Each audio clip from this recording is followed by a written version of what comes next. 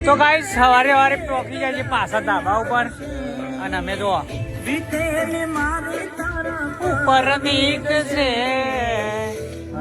જે ફોટા તારા કોમ લાગશે માહોલ બનાવે છે ગાઈસ અને તરકો ના લાગે આખો દાડો એટલે ટેન્ટ ખોલી અને મંડ્યા છે લઈ લો ના પછી લાડ લાડાવે તું તો તારા ઘરવાળાને પછી ચોથી બાળે દણે નું સુખ જોઈને